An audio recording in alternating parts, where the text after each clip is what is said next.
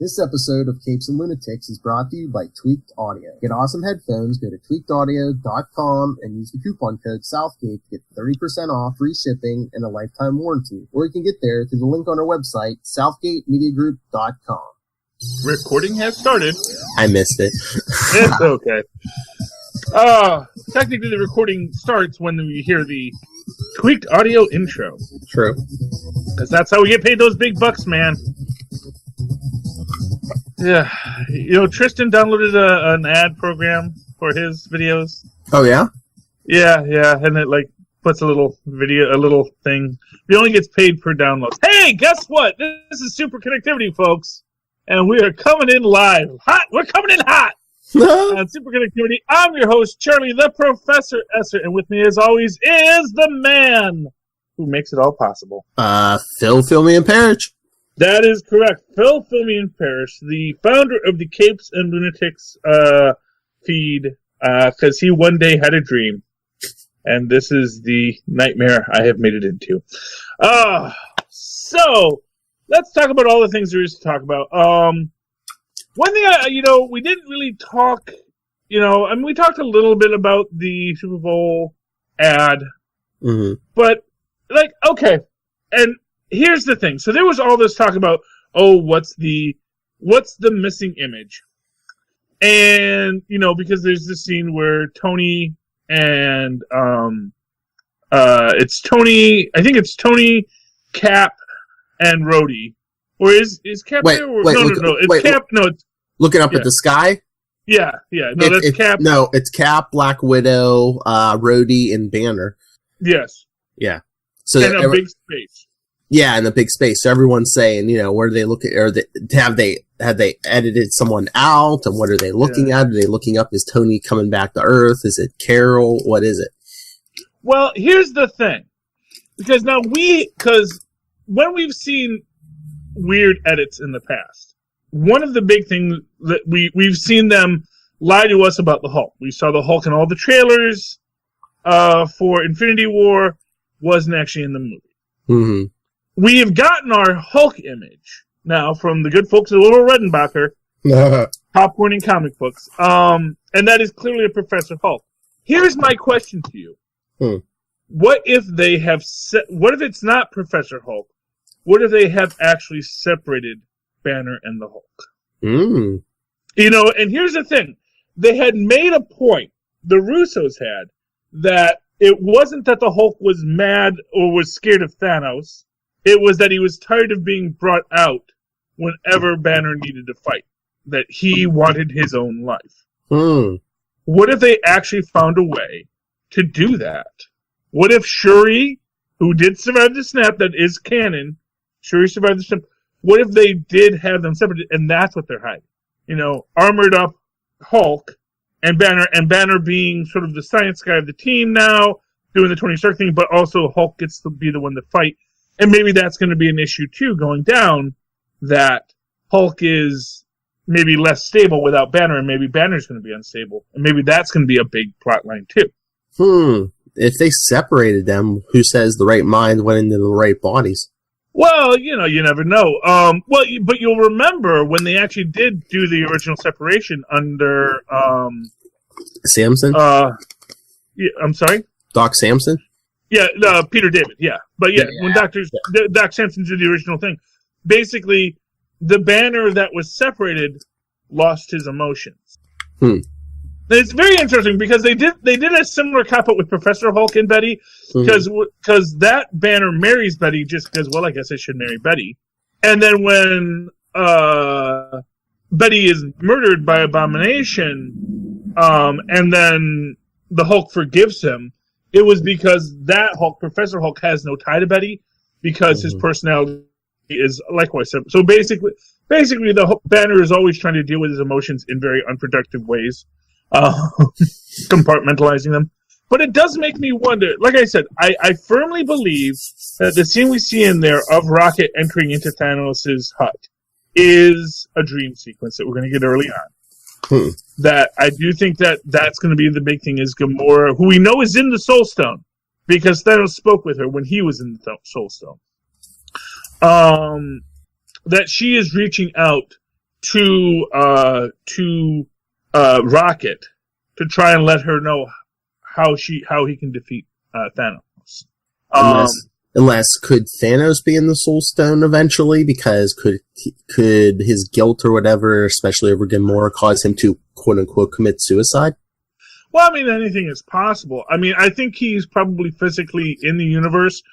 I mean, there was an interesting side theory that actually the people that we think are left are actually the ones that got snapped. That essentially, this was an interesting theory I read, which is the idea that Thanos, after the snap, is actually surprised that he's still there.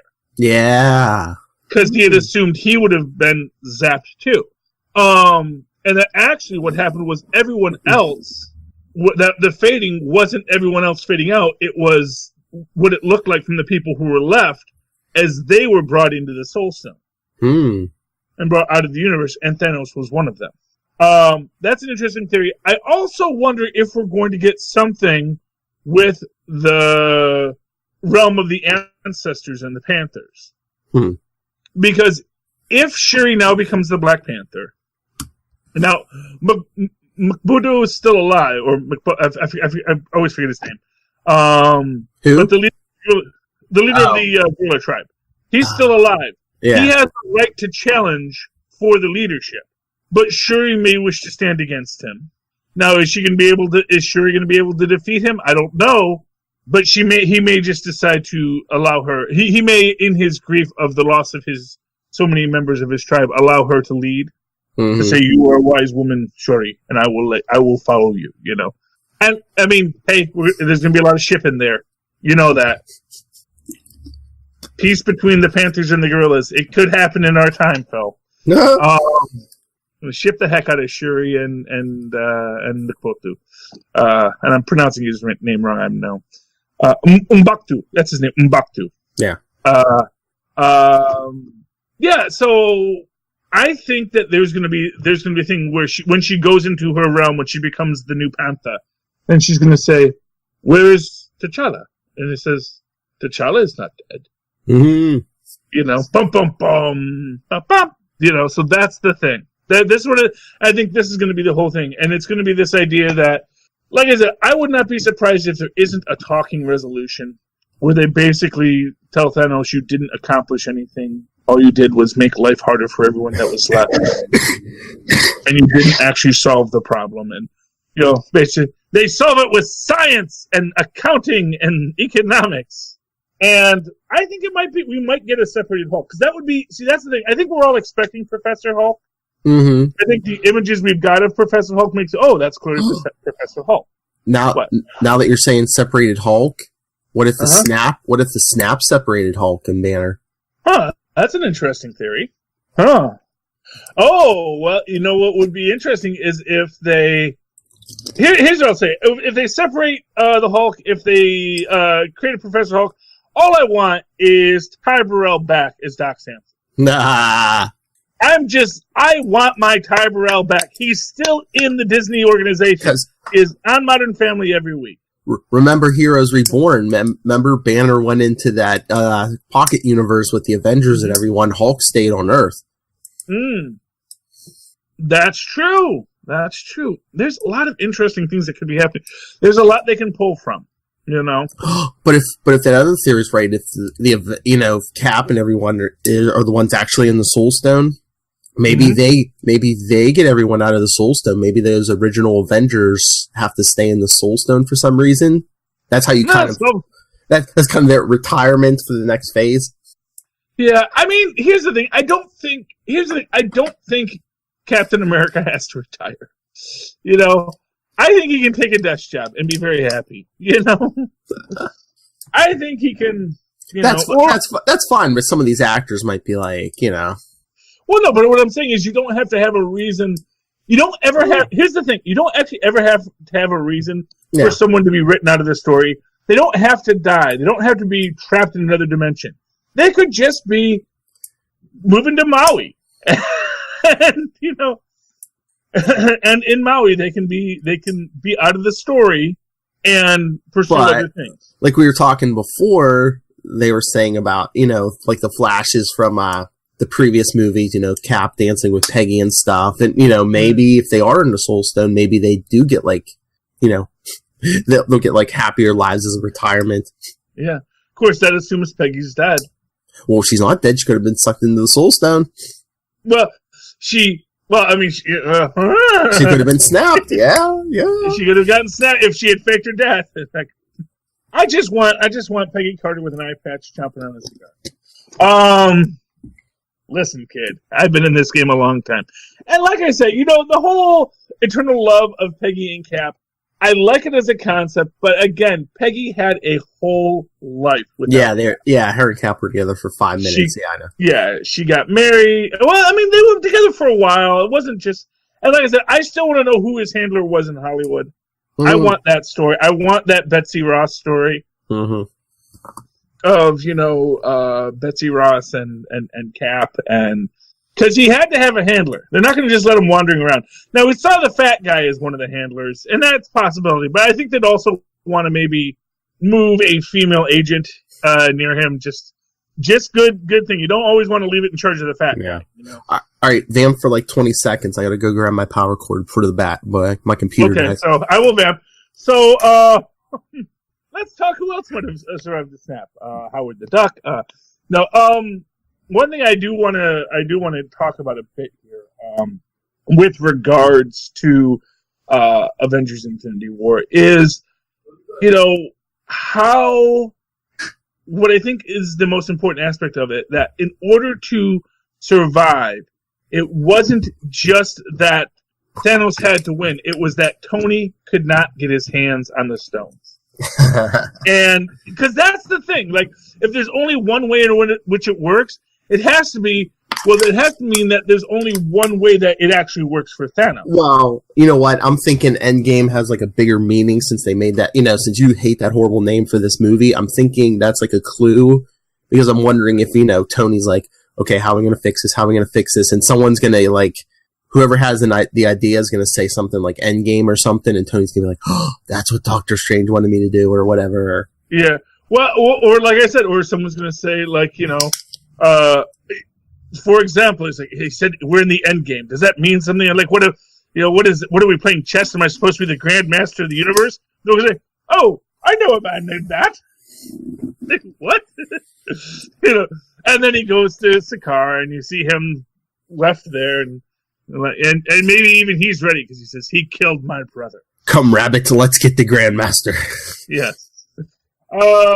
It is, it's very interesting. I do think the Grandmaster, I can't believe they just leave the Elders of the Universe on the table. And I gotta believe all the Elders survived the snap. They didn't get to be Elders of the Universe getting snapped. That's all I'm saying. And then I just want to see who's the champion, man. Oh, they should get the guy that plays the Mountain from Game of Thrones to be the champion. Yeah. Or Lou Ferrigno. Oh, Lou Ferrigno would be a great champion. Hulk versus Hulk. Yes. Oh man, I would actually love to see Lou Ferrigno as the champion. That would be fantastic. That would be a great way to bring him back into the franchise. And then, like I said, because you got to give the stones to each of the elders, because that's how you maintain. Because they're the guardians of it, And they may not be good men or great men or anything, but at least we know they're not trying to conquer the universe. Because if they were going to conquer the universe, they would have done it already. And that's the importance of the elders of the universe, I would like to see that. There's a lot of speculation in Endgame, and we've got Ms. Marvel or Captain Marvel before then. Trust the Skrulls. Yeah. Yeah. Well, that was I want to write this thing about why the Skrulls would rather be cows than Skrulls, because if you have this idea that the Skrulls are a fascistic society and are shapeshifters, the amount of lack of trust that every Skrull has to have for every other Skrull has to be intense. They're in a constant state of war because their leaders are just as petty and monstrous as the Kree are. They've fallen into this fascistic state, and they probably have a lot, in the same way that I'm sure they have a lot of culling among the Kree, to root you out, to maintain your fascistic power. You don't have fascistic power like the Krees and the Skrulls have without a lot of evil being done to your own people first. And I can imagine Skrulls being like, man, we just want to get away. In fact, here's what I'm going to tell you. The Skrulls aren't invading in Captain Marvel. They're trying to escape. They're not Skrull invasion force. They are Skrull refugees being chased by the Kree because the Kree say the only good Skrull is a dead Skrull, and that's the plot line of Captain Marvel. How mind bending would it be if they were like, oh yeah, we're fighting against our ancient foe Thanos or something, and everyone at the Kree was just like, Thanos, how much damage could he do? Yeah, you never know. I'm hoping we get the Watchers back. We got them in Guardians, so they're out there. I'm still waiting to see what Stan's cameo is. Oh man, this is going to be like. We're not going to worry so much about Stan's cameo in Captain Marvel because clearly Stan was still alive in the 80s, or the 90s, whatever. 90s, so going back, he could. Oh my gosh, Stan Lee could do his cameo as Stan Lee. In Captain Marvel. Mind blown. You think they have enough video footage? Could they make Stan even look like he did in the 90s? Well, actually, because he did in the 90s. Oh, those videos, yeah. Oh, no, not only that, he did a film essentially playing Stan Lee in a comic book shop. Because he wasn't playing Stan Lee, but he was playing a Stan Lee because he was a comic book editor. It's a film called The Ambulance, one of my favorite films. Oh, okay. With James Earl Jones playing a completely unhinged police detective. It's really great. And Stan Lee I think that was like his first big acting role. Was in a film called The Ambulance, and it's a lot of fun. And so you could even just take that footage and have him yelling at some other comic. Well, between that and I know he did some videos where he talked to some Marvel creators, but what also he was in the 90s, Mallrats, Kevin Smith's movie. So Kevin Smith would give them that footage. If Disney doesn't already own it, Yeah, true. You know what I realized today? Well, actually, I realized this yesterday. Because I'm on the MeTV board. Well, I'm on the Svengoolie board, which is sort of a de facto MeTV board. For those who don't know, MeTV, it's one of the many channels that just shows old things. But it's very much supposed to be a nostalgia channel for old guys like me. Except I'm actually watching nostalgia from before I was born. So, because as you get older, you just want to go back to that cowboy era. Cowboys, yay! And the thing is that everyone was, why don't they do like a Saturday morning cartoon block? Even if they're not going to do it Saturday mornings. And I realized the reason they can't. Because DC owns all the Saturday morning cartoons. DC? Well, AT&T, AOL, Time Warner, yes. Oh. Yeah, because Warner's owns Hanna-Barbera, which is 90% of every cartoon you watched growing up. They also own all the actual Warner Brothers cartoons, which is the other 5%. And then the other 5% that's left, those were made by Disney. So you really don't have any Saturday morning cartoons that you can just put on TV. I think the one exception might be the Fleischer Studios, if those are still independent, assuming Fleischer hasn't been bought out by either Disney or Warner at this point in history. And, of course, Sid and Marty Krofft. Sid and Marty Krofft's actual puppet stuff is actually not... It's still owned by Sid and Marty Krofft Studios. So that's why they weren't bound. And by the way, the Sigmund the Sea Monster reboot on Netflix was actually really good. Hopefully they'll do more. I'd like to see some Electro Woman. I want to see more Electro Woman and Dyna Girl, that's for sure. But that's why we can't have Saturday morning cartoons anymore, Phil. Because Warner's has it all behind a paywall on Boomerang. So you can see all those things on Boomerang whenever you want, but you have to pay. We'll be your Saturday morning cartoons, kids. Yes. Well, actually, that was one of the things that I found is an interesting concept within Disney and how Disney and DC are approaching things. Because it seems like Disney is willing to give their content either in an ad-based system or with subscription to a larger cable service in which they're packaged. Because it struck me, Disney XD, like the Disney XD app, has tons and tons of Disney content, even like old Disney content, like all the old Kim Possibles. Because me and Tristan were watching those. I'm so excited for the new Kim Possible movie. The guy I realized they cast Ron Stoppable. He's the guy from the Goldbergs, except like apparently he had a growth spurt. He's like that guy from Gotham now. He's like 6'2" and actually, but he still sounds like a nerdy kid, so it's like it's perfect for him. Just like the guy in Batman. There you go. There's your younger Batman. Why don't they just bring in him? Yeah. They should cast him as the Batman. That would be so perfect.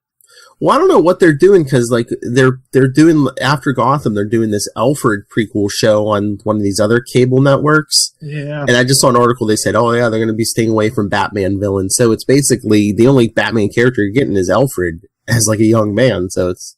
Well, I mean, Alfred could have an adventure. I'm oh sure. Yeah, no, I'm sure, but it's just like it's like I don't know. I don't want to say why bother, but it's like it's basically a spy movie. It could be anybody. And not for nothing, that's actually what they said about, that's literally what they said about Gotham. Oh, yeah. It was just supposed to be Jim Gordon, yeah. Yeah, well, and Harvey. And Jim and Harvey, yeah. But yeah, no Bruce, no villains, yeah, no.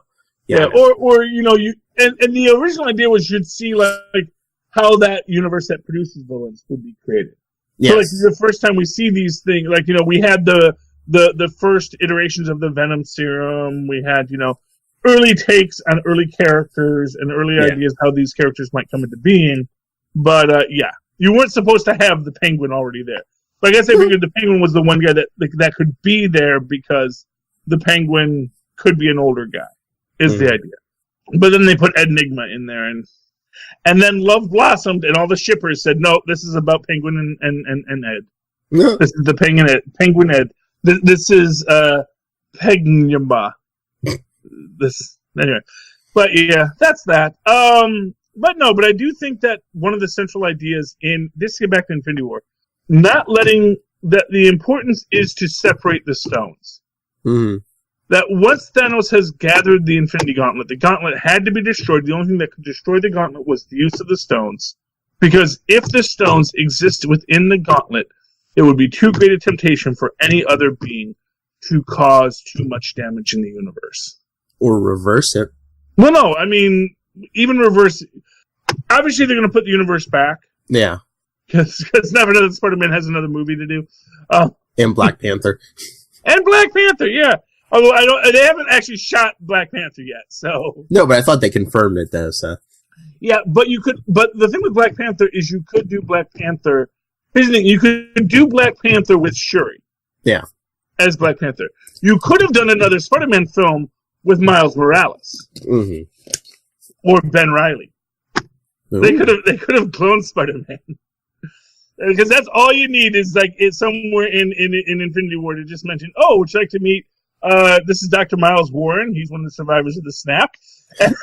It was funny. I heard another. He's a little tough with his students. We're going to be honest with you, but he seems like a nice enough guy. Yeah. No, I heard a theory. I think they confirmed that Far From Home takes place after or before whatever if there's time travel, but after Endgame. But I heard someone's theory. They're like, well, what if Far From Home happens before Infinity War, and when him and everyone else are on the bus at the beginning of Infinity War, that's them coming back from the airport? I mean, that's a theory. And here's how you can figure that out. They're going. I'm trying to remember which way the bus is pointed, where the ship is, because the ship is landing in Manhattan because it's near the Sanctum Sanctorum. Mm-hmm. The bus is going that way. Oh, they landed in Newark? That's weird. Because the bus would be going towards Queens, which is where it's in Midtown. So they're leaving high school. You know what? Oh, wow. I mean, that's an interesting theory. If they were on the way to the airport, because there's 3 airports in the region. One is Newark. Yeah. Which is the best airport. You want to fly out of Newark. You don't mess with JFK or LaGuardia. They're both really lousy airports.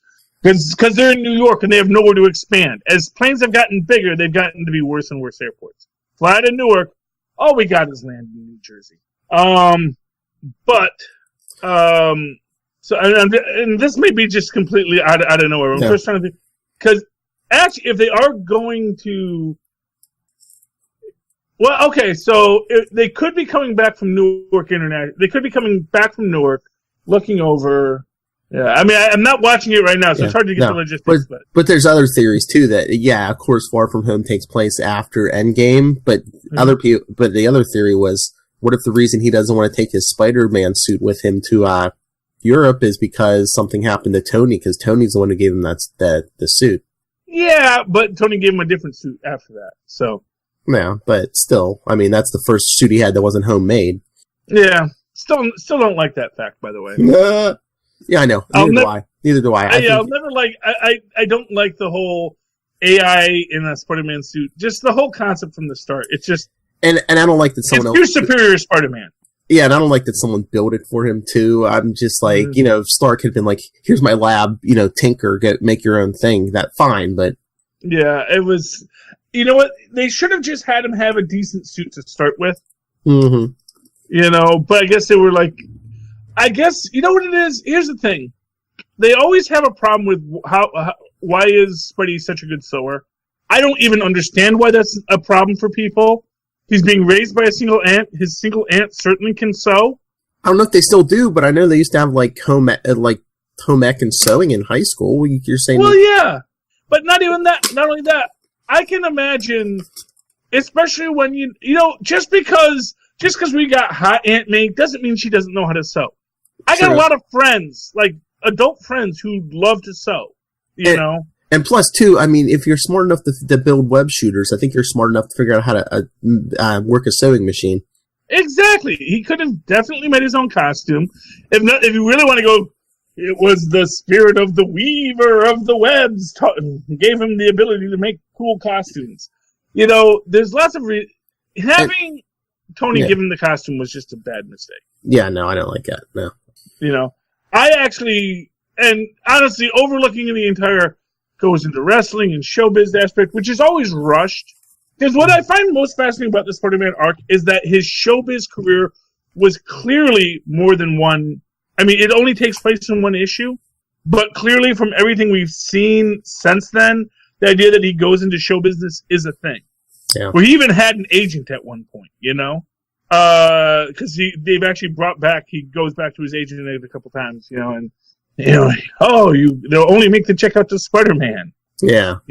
And which seems like I said, well, wait, couldn't they just make the check out to cash, or make it a cashier's check? It's like there seems like this would be an easy thing to work around, rather than just making a check out to Spider-Man. Because they have a memo section for just that purpose. Yeah. Paid to cash for work as SM. There we go.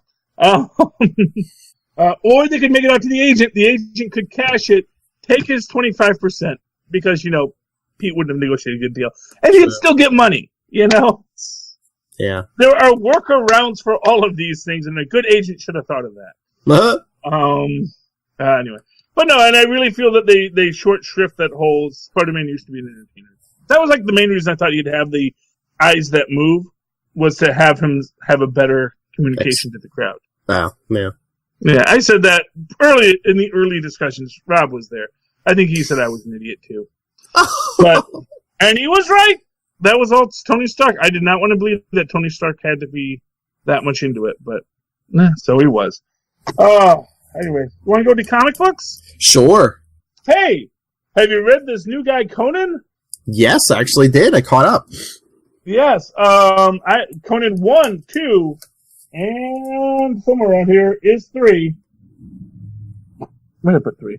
Here he is. And issue 3. This is it. This is, this is good. Conan 1, 2, and 3. Because it's basically like a life of Conan told out of order. Mm-hmm.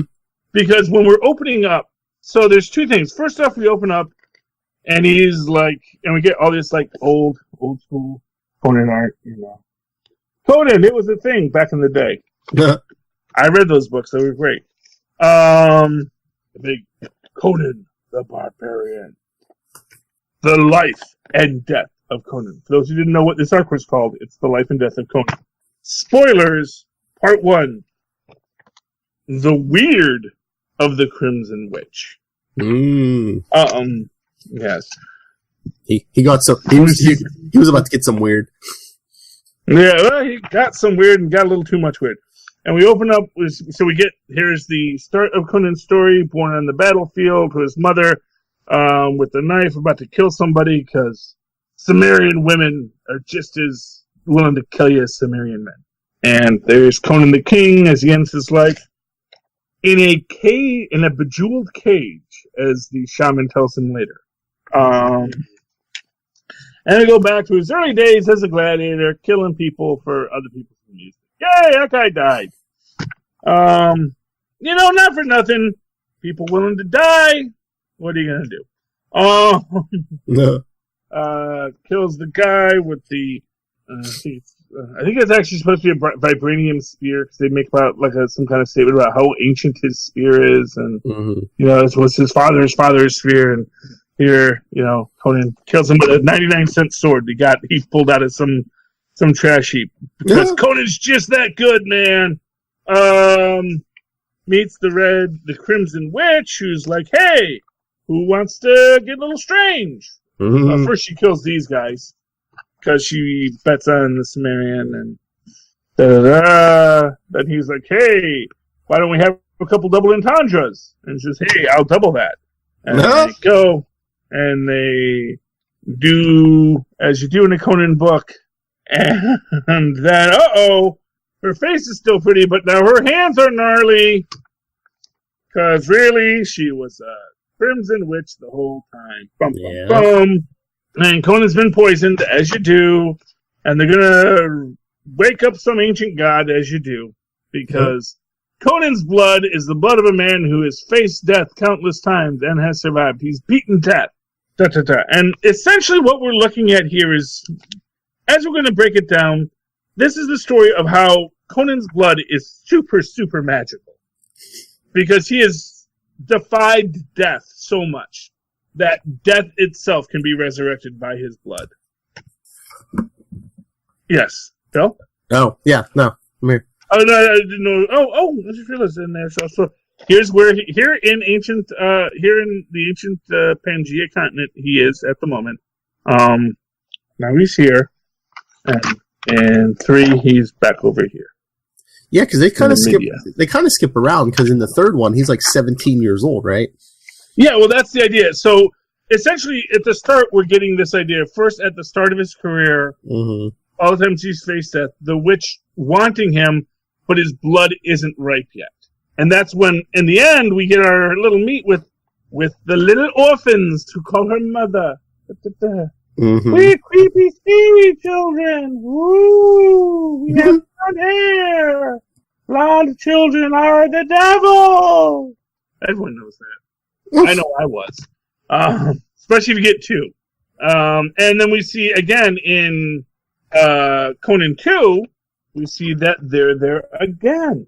What? But they're from the future and the past and all that stuff.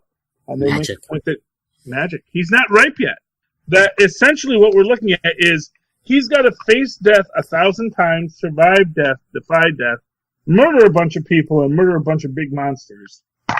And then his blood will finally be ripe. And it looks like that's where we are here, because in this one we end off. So this one, he's being hung as a thief. And it's interesting, because when we get to this one, he's being hung as a thief. And people don't like you being a thief. They kind of really lay out that, Conan, he's kind of a jerkwad. He makes his living as a thief. And all this kind of stuff.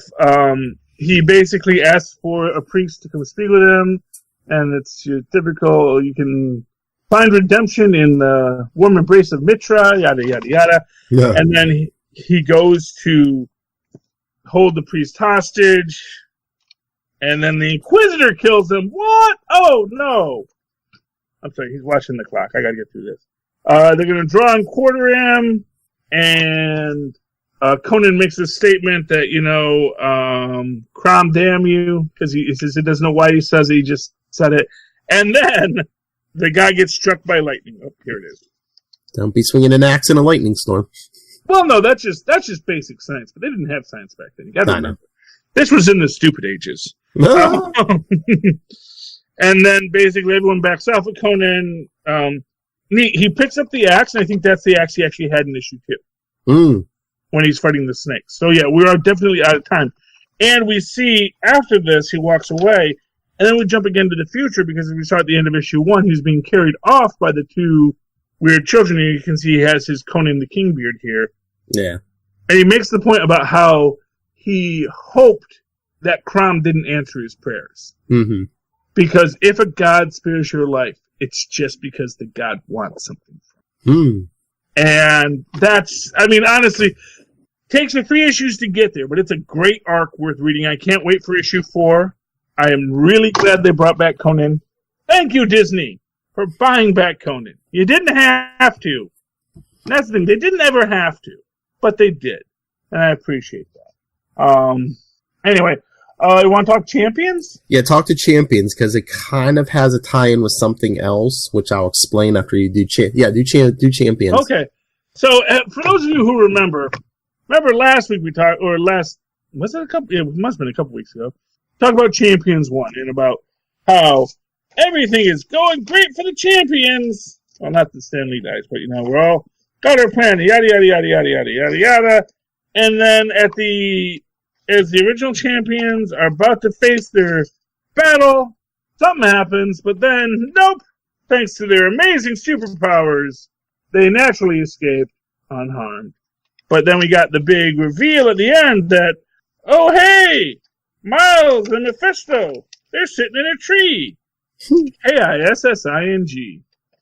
And now we get the backstory of what that was, which is that scene that was clearly, something happened there, then what? That's basically everything went to Shostakovich. Everybody's fighting. Everybody's trying, and it's all a lot of work. And how do we get there? And we see here's an important scene though. This is the one important scene you got to catch in this. It's actually not. It's not as obvious as they try to make it later. We see during the fight with Zax. Miles saves this lady. Yes. Then we get to our great scene here. We get all these reminiscences as everybody is all dead. So Ms. Marvel is dead. Oh, they killed Ms. Marvel, man. Ooh, and this is important to see. You see her arm and her bracelet sticking out there. Mm-hmm. That's a little bit of dramatic foreshadowing.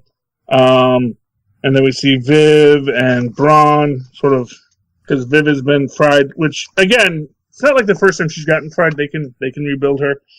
And then you get Mephisto showing up. And, of course, they're immediately like, you don't do this out of the goodness of your heart. It's like, really, you are going to tell me what I do. I am Mephisto. Mm-hmm. I am an esoteric being. Okay? I am saying you can rewind time. And, and to put it to you simply, all he's really doing, he is sowing a seed in Miles and Amadeus here, knowing that it's going to grow. But they should both be smart enough to know, I see, you figured that we'd be haunted by guilt because we took you up on your offer? No. But he does take him up on their offer. Miles does. Amadeus doesn't, but Miles does. And that's enough. That's all Mephisto needed. One smarter to say, okay, yeah, do it. And all the magic users like, what the, huh? Who let Mephisto walk around? And then everything gets perfect. Everyone gets saved. Except the lady that Miles saved the first time. Somehow she didn't get saved. Because maybe that's where Mephisto showed up. Needed that lady to die. Alright, forget the fact that, Mephisto was messing with Peter Parker and Ben Reilly later on. Now he's in the Mouse. What's up with Spider People? But there's another Mephisto connection. Deadpool number 9. Oh, Deadpool number 9. I did not get the chance to read that yet. It is good. Deadpool wakes up. It looks like he's in his office. He wakes up. There's a big hole in his chest. Someone's stolen his heart. As you do. Yeah, the healing It'll grow factor, I back. guess, is keeping him alive, but then they show it's not his office he's in, it's Jessica Jones's office. I guess he came for help. So we get like a Deadpool Jessica Jones team up, and then they're looking for suspects. Well, first they go, who can help us track a heartbeat? Daredevil. Oh, well, he's good for that. Yeah, so I'm trying to remember how. Well, they go to Tombstone, who knows nothing, as Jessica beats the crap out of him. Yeah, it's not good to be a not superpowered villain. Then they figure out, there's like a mystical element, so we need to get into the bar with what is that? Bar with no name. Bar with no name. So no, not the bar with no name. The bar with no doors. The bar with no doors. Yes, they even said that here. The bar with no doors. So, who could we intimidate into getting us in? Why, Senor Magico. Oh, Senor Magico. Welcome back, Senor Magico. So they get in. Yeah, so they get in, and then, Brother Voodoo's like, what are you doing? And they explain that whole thing, and Brother Voodoo helps them track down this old guy, Louis the Heartless, who's telling them this story about he lost, I guess it's his wife. He says his love, Anita. They were inseparable for 43 years, and then her heart failed, so he kept going to dark magic, and he kept stealing all these hearts, but none of them, they kept all degrading, so he was going for a heart that could last. So for his wife or for him? For his wife, I guess. They call him the Heartless, but it's for his wife's, yeah. Okay. So she's still alive, just has hearts that keep on dying. Yeah, because she needs a heart that will not die. I mean, Deadpool wanted revenge because supposedly, I guess the healing factor is growing another heart. Okay. Yeah, I mean, obviously it would. That's literally what it does. But so he goes away thinking, okay, well, at least someone ripped my heart out, but at least this guy's going to get his wife back. Well, later on we see a ring at the Louis' door, and then he says, it's you, and he says, yes, Louis, it's me. I've come to give you what you've been wanting. You'll have to give me what I asked for, Deadpool's heart. And it's Weasel standing there, and but if you read Deadpool Assassin miniseries, you're like, wait, didn't Weasel die? Mm-hmm. And, he's like, I'm here for Deadpool's heart. And Louis is like, of course, Mr. Weasel. And who's laughing maniacally in the last panel? Mephisto. Yes, as you do. Hey, not only that, but hey, Rhino's got a bunch of crossovers now, too. Yes. He was in Miles Morales, Amazing Spider-Man, yeah. Mm-hmm. I did read that one, by the way. I actually bought it, too. I actually went out and bought it and read it and wanted more Rhino, of course, but I'm still waiting to see how the Rhino Spider-Man team-ups pan out, because I'm loving Rhino, and I love Spider-Man saying, hey, didn't you turn straight? And it's like, well, wait, weren't you supposed to be turning straight? It's like, what about that heist the other day? Well, okay, one heist, So I wonder if they have big plans for Rhino. Yeah, because the Miles Morales book and Amazing Spider-Man, they have two different writers, I'm pretty sure. So I'm wondering if there's a big push over there. Yeah, okay, let's go. Well, Rhino's a great character. Yeah. And much like Krell, I think they're trying to give something of a redemption arc to them. I think, because here's the thing, and this is maybe something that you get a bit in Conan 3. We're talking about the kinds of thieves there are, like the thieves that are desperate, everyone understands that, but those who steal for a living. But then again, you also don't ever ask, well, if you steal for a living, what must have been in your life that drove you that was the only path you had? Maybe you've always been hungry, and you've never been able to be. And maybe there is this idea that, you can do these redemption arcs on Krell, on Titania, on the Thunderbolts. I was going to say, what if Alpha Flight's putting together like a Thunderbolts type thing? Yeah, we get the Absorbing Man, Rhino. Who else? Wonder who else? They should at least have a few Canadians on the dang team. Yeah. This ain't the NHL. You can't just have your entire Canadian team populated with Russians. Although, that was one thing I liked in Avengers. Oh, yes, Avengers 14, yes. Avengers 14. Although, I gotta ask, why are the Red Guardians, or whatever they're currently called, are they doing the border patrol? I don't know. Aren't they keeping the vampires out? So they're just keeping the vampires out? Okay, so they're just waiting for the vampires. I mean, yeah, that's what I thought they were taught.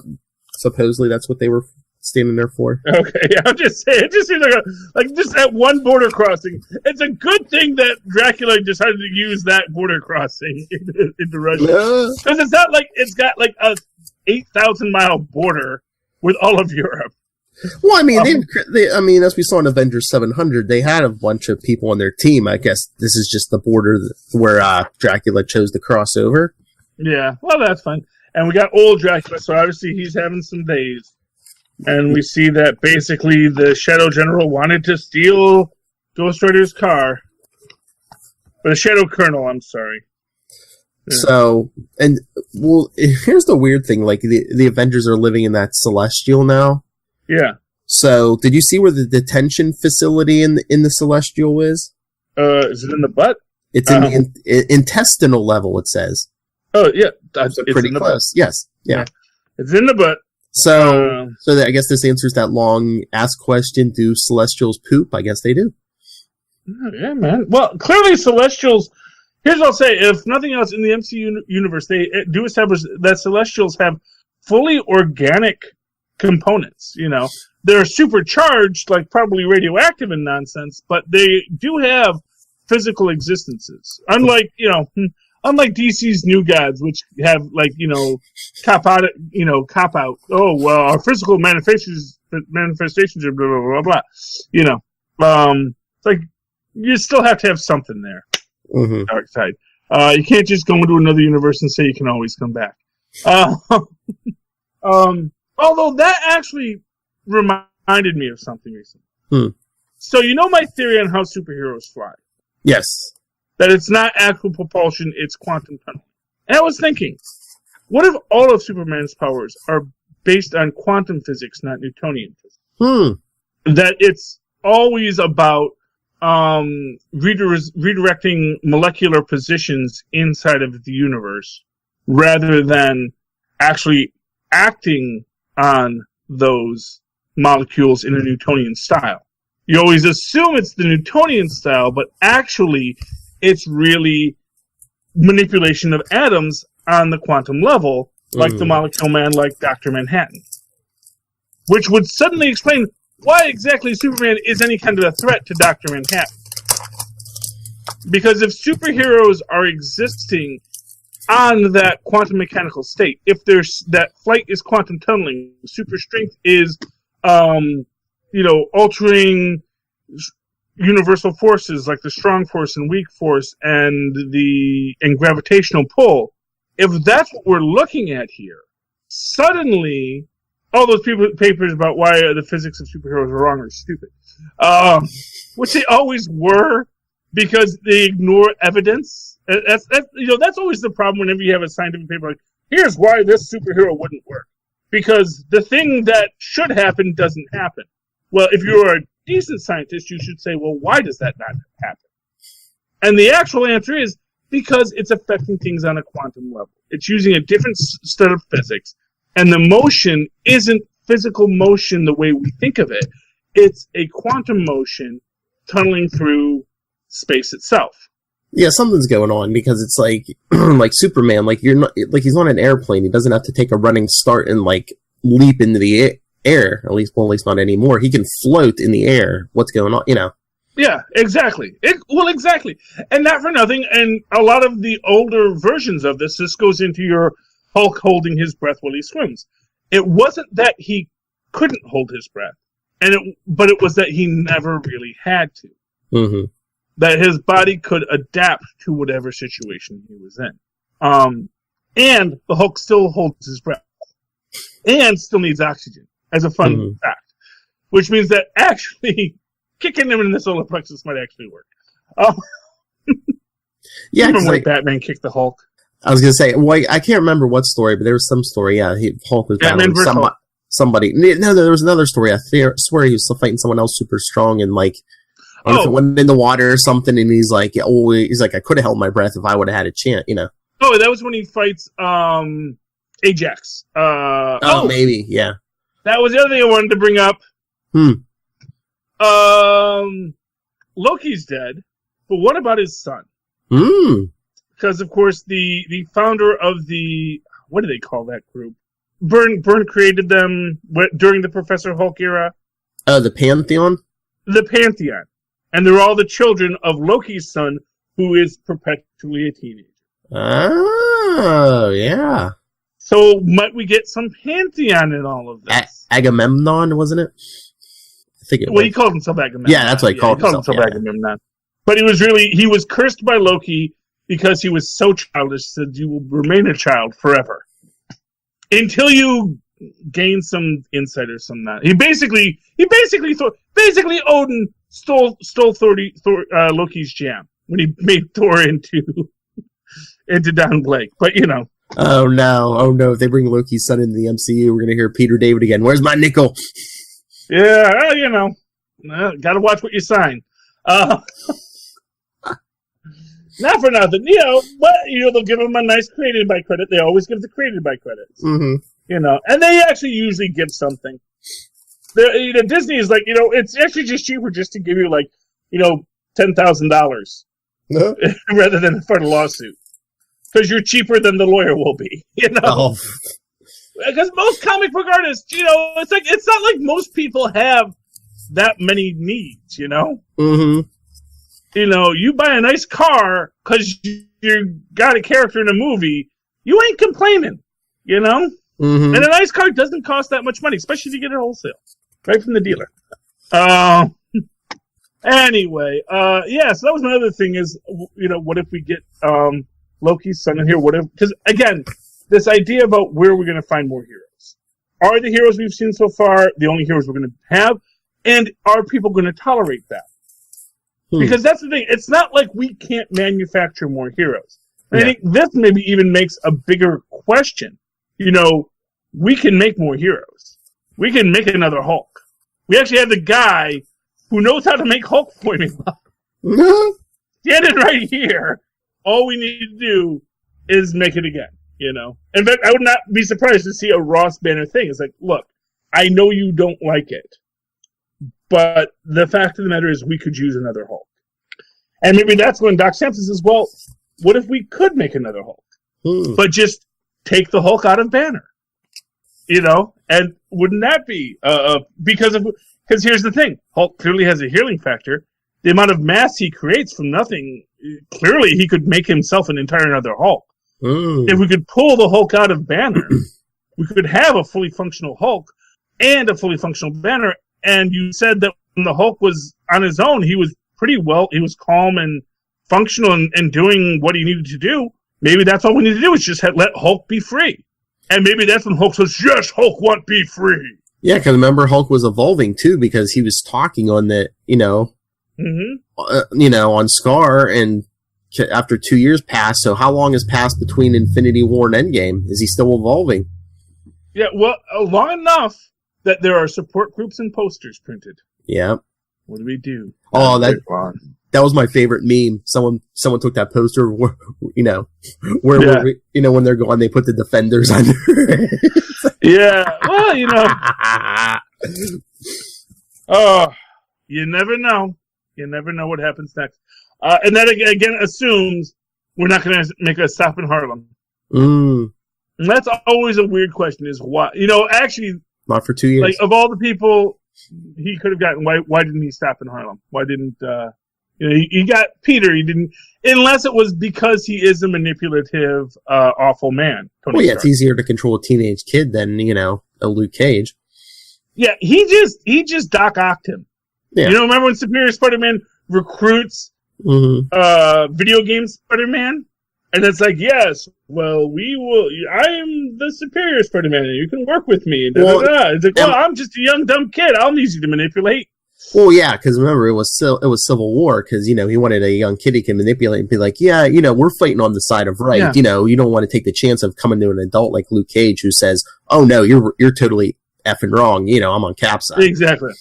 And yeah, so basically he's just taking that page from that Batman playbook.